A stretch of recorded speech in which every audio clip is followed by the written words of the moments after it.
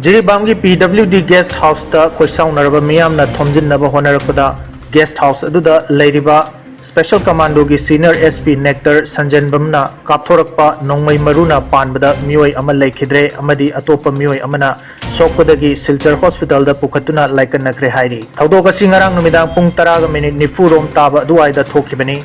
लेखिद्रब मियोय अदुदि कमारंगादगी खुंद्राकपम अथौब सिंह सही कुलहुमदोय अपोप के H तोंब सिंह कवी सोक्लब मियोय अदुना जिरीबाम विद्यानगर दगी कैसाम बेंसन सही कुंथ्रा अपोप के बिजेन सिंह कवी हाइरी खुंद्राकपम अथौब थबाक अमदी सगंद नोंगमई मरु पानबदगी लेखिदबनी अमदी कैसाम बेंसन ना पुक्सेत नोंगमई मरु पानबदगी लाइकननखिबनी सिलचर हॉस्पिटल दा लाइकनरिबा बेंसन हौजिक अरुब फिवम दा लेरी हाइना पावसन मखातारी ngarang जिरीबाम की इराबोट मखोंगदा मियाम ग खरा मुकनरब मतुंग सीनियर SP नेक्टर संजनबम महा के PWD गेस्ट हाउस ता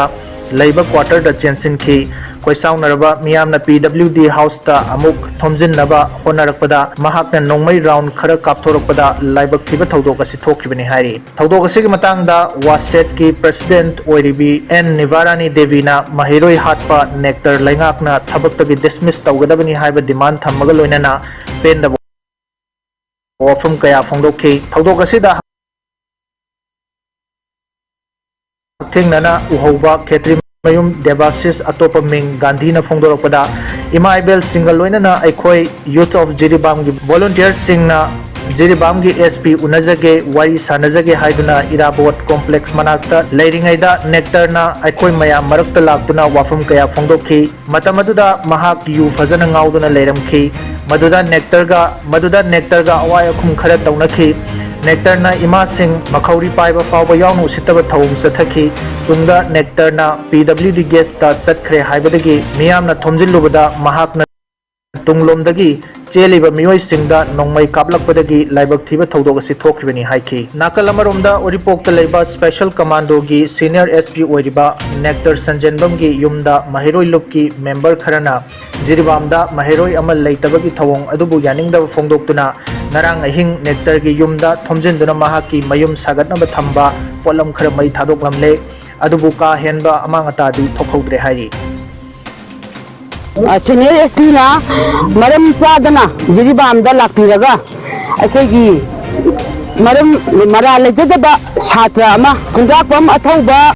मपाम तोंबा लेफमना कमेंखा दगी ngarang मरम चादना माना जू फुल दा ngakselगा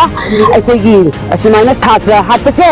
अखोई जिरीबांगी प्रजाना जानीदे कंडेम तौई अदु मागी सरकारना अथुब मतमदा माबु मतिक साबा दंगी पीबियु अदुगा लोइनना मागी मांगोंदा हुजिक माना पाइबा पोसे डिसमिस तौबियु टर्मिनेट तौबियु हाइबसे अखोइना सरकार की माइगीदा अपील तौजरी जिरीबांगी प्रजा मोइना अदुना अखोइ अथुब मतमदा माबु हुजिक टर्मिनेट तौदि फावबा अखोइना असीबा मसाजे अखोइ लौरोय अदुगा अथुब मतमदा मणिपुर सरकारना हौजिक माबु चैराक पियु अदुगा अखोइगी मियामदा लाक्थोपियु माबु चैराक पीबगी दंडी पीबीगिसे अखोइ मियामदा लाक्थोपियु माजे स्टेशन चंगेना अखोइ स्टेशन तोम स्टेशन लेते हाइरे लेते हाइबदीना मोय माजे गेस्ट हाउस लेगी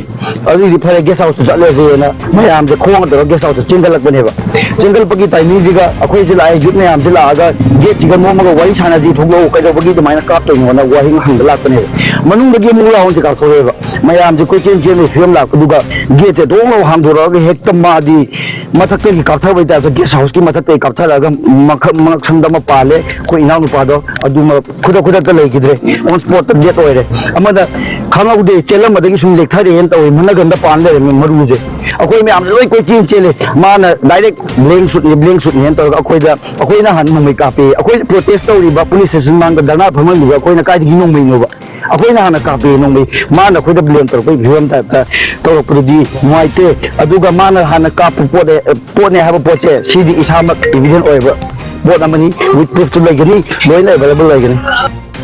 थासी की तरामाथोइदा कुकी टेररिस्ट सिंगना जिरीबाम की बोरोबेक्रादगी इमुंग अमगी अंगांग अहुम अमदी नुपी अहुमबु फादुना उबिख्रब मतुंग मिनुंगसी लेतना हातोखिबा थवोंग अदुबु पेंदबु फोंदोकपगा लोइनना लेखिद्रब सिंग अदुगी मफमदा इकाई खुमनबा उत्पा ओइना ngarang नुमिदांग Khangabok अपुनबा लेसाबी सिंगना सिन्नुना candle light condolence ama khangabok ta pangthokre condolence aduda khangabok joint coordinating committee KJCC khangabok defense force KDF amadi village volunteer force VVF ki thomi kaya su saruk yakhi amadi saruk yakriba miyamna minute ani tumina leptuna laikhidraba sing adugi mafamda awaba fongdokhi saruk yakriba singna micham hatpa yaningde maral leitaba nupi angang hatpa yaningde Manipur ki MLA minister singna miyam ki punsi kangadabni tamthiraba kuki terrorist mi hatpa sing cherak piyu Manipur da kuki terrorist muthat kadabni haiba kholaw kaya su punna lawminakhi